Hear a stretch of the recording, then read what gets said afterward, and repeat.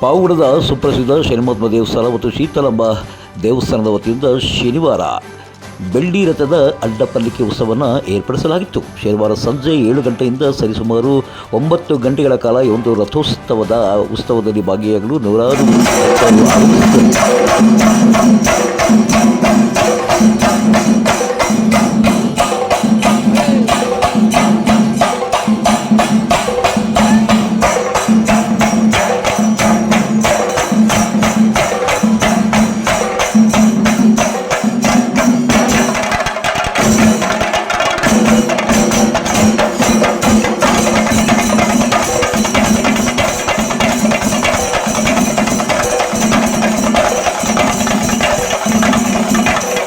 ಇನ್ನು ಈ ಒಂದು ಬೆಳ್ಳಿ ಪಲ್ಲಕ್ಕಿ ಉತ್ಸವದಲ್ಲಿ ಭಟ್ಕಳ ತಾಲೂಕಿನ ಜೈಮಾರುತಿ ಸಂಘದ ಚಂಡೆ ವಾದ್ಯ ಕಲಾವಿದರು ಅತ್ಯಂತ ನಯನ ಮನೋಹರವಾಗಿ ಚಂಡೆ ವಾದ್ಯವನ್ನು ಮೊಳಗಿಸಲಾಯಿತು. ಈ ವೇಳೆ SSK ಸಿಬ್ಬಂದಿ ಕುಣಿದು ಕುಪ್ಪಳಿಸಿದರು. ಇನ್ನು ಇದೇ ಸಂದರ್ಭದಲ್ಲಿ SSK ಸಂಘದ ವತಿಯಿಂದ ಎಲ್ಲ ಕಲಾವಿದರನ್ನು ಗೌರವಿಸಿ ಸನ್ಮಾನಿಸಲಾಯಿತು.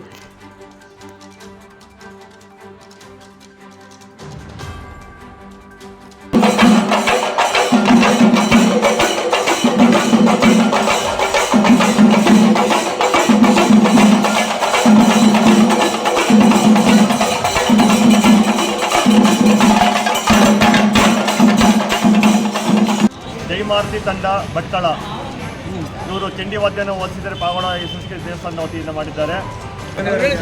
ಇವರು ಮಾರುತಿ ತಂಡವರು ಭಟ್ಕಳದಿಂದ ಬಂದಿದ್ದಾರೆ. ಜೊತೆಗೆ ನಮ್ಮ ವಿದ್ಯಾರ್ಥಿಗಳು ಕೂಡ ಕಾಲೇಜಲ್ಲಿ ಓದ್ತಿರೋ ವಿದ್ಯಾರ್ಥಿಗಳು ಕೂಡ ಈ ಒಂದು ಕಾರ್ಯಕ್ರಮದಲ್ಲಿ ಭಾಗವಹಿಸಿದ್ದಾರೆ. ಅತ್ಯದ್ಭುತವಾದ ಕಾರ್ಯಕ್ರಮ ಆಗಿದೆ. ನಿಮ್ಗೆ ಇನ್ನೂ ಹೆಚ್ಚಿನ ಕಾರ್ಯಕ್ರಮ ನಾವು ಕೊಡೋದನ್ನು ಭರವಸೆ ಕೊಡ್ತಾ ನಿಮ್ಮ ಒಂದು ತಂಡ ಕರ್ನಾಟಕ ರಾಜ್ಯದಲ್ಲಿ ಹೆಚ್ಚಿನದಾಗಿ ಮೇಳೈಸಲಿ. ನಮ್ಮ ಶನಿಮಹಾತ್ಮ ಮತ್ತು ಸೀತಾಮ್ಮ ದೇವಿಯ ಅನುಗ್ರಹ ನಿಮ್ಮೆಲ್ಲರೂ ಇರಲಿ ಅಂತ ನಾವು ಭಾವಿಸ್ತಾ ಮತ್ತೆ ನೀವು ಬಂದಿದ್ದಕ್ಕಾಗಿ ಇವತ್ತು ಮಾಘ ಮಾಸದ ರಥೋತ್ಸವದ ಪ್ರಯುಕ್ತ ಇವತ್ತು ಕೊನೆಯ ದಿನದ ಕಾರ್ಯಕ್ರಮ ಅಂಗವಾಗಿ ಬೆಳ್ಳಿ ಪಲ್ಲಕ್ಕಿ ಉತ್ಸವ ಇರೋದ್ರಿಂದ ಅದ್ರ ಜೊತೆಗೆ ನಮ್ಮ ಚಂಡಿ ಮೇಳನೂ ಕೂಡ ಎರಡೂ ಸಮ್ಮೇಳನ ಆಗಿ ಭಾಳ ಅತ್ಯದ್ಭುತವಾದ ಕಾರ್ಯಕ್ರಮ ಆಗಿತ್ತು. ಮತ್ತೆ ನೀವು ನಮ್ಗೆ ಭೇಟಿ ಕೊಡ್ತಾ ಇರಬೇಕು ಅಂತ ನಾವಾರು ಭಾವಿಸ್ತಾ ಮತ್ತೊಮ್ಮೆ ನಿಮ್ಮೆಲ್ಲರಿಗೂ ಧನ್ಯವಾದ. ಜೈಮಾರುತಿ ಚಂಡೆ ಬಳಗ ಭಟ್ಕಳ ದಿನ ಬಂದಿದ್ದೇವೆ. ಮುರುಡೇಶ್ವರ ಹತ್ರ ಆಗುತ್ತೆ. ನಮ್ಮ ಚಂಡೆ ಆಗಿಬಿಟ್ಟು 17 ವರ್ಷ ಈಗ ನಡೀತಾ ಇದೆ. 17 ವರ್ಷದಿಂದ ಸ್ವಲ್ಪ ನಾವು ಸೇವೆ ಕೊಡ್ತಾ ಇದ್ದೇವೆ. ಮತ್ತು ಇದು ಹೇಳ್ಬೇಕಂದ್ರೆ ಮೂಲತಃ ಕೇರಳದ್ದು. ಇದನ್ನು ನಮ್ಮ ಗುರುಗಳಾದ ಗಣೇಶ್ ದೇವಾಡಿಗ ಅವರು ಕೇರಳ ಹೋಗಿಬಿಟ್ಟು ಕಲ್ತ್ಕೊಂಡು ಬಂದಿದ್ದಾರೆ. ಅವರಿಂದ ನಾವು ಈಗ ಮಾಡ್ತಾ ಇದ್ದೇವೆ. ಎಷ್ಟು ಜನ ಇದ್ದೀರಾ ತಂಡದಲ್ಲಿ? ನಮ್ಮ ತಂಡದಲ್ಲಿ ಇವತ್ತು 50 ಜನ ತನಕ ಇದ್ದೇವೆ ನಾವು.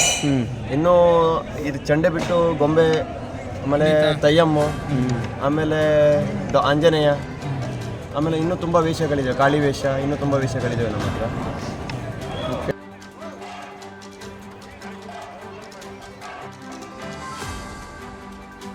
ಇಲ್ಲಿಗೆ ನಮ್ಮ ಇಂದಿನ ಸಂಚಿಕೆ ಮುಕ್ತಾಯವಾಯಿತು. ಪಾವಗಡ ತಾಲೂಕಿನ ತಾಜಾ ಸುದ್ದಿಗಳಿಗಾಗಿ ನಮ್ಮ ಚಾನಲನ್ನು ಪಾವಗಡ ಪವರ್ ನ್ಯೂಸ್ ಎಂದು ಟೈಪ್ ಮಾಡಿ ಸಬ್ಸ್ಕ್ರೈಬ್ ಮಾಡಿ, ಜಾಹೀರಾತು ನೀಡಿ ಪ್ರೋತ್ಸಾಹಿಸಿ ಬೆಂಬಲಿಸಿ. ನಾನು ನಿಮ್ಮ ಸತ್ಯ ಲೋಕೇಶ್, ಸಂಪಾದಕರು, ಪಾವಗಡ ಪವರ್ ನ್ಯೂಸ್.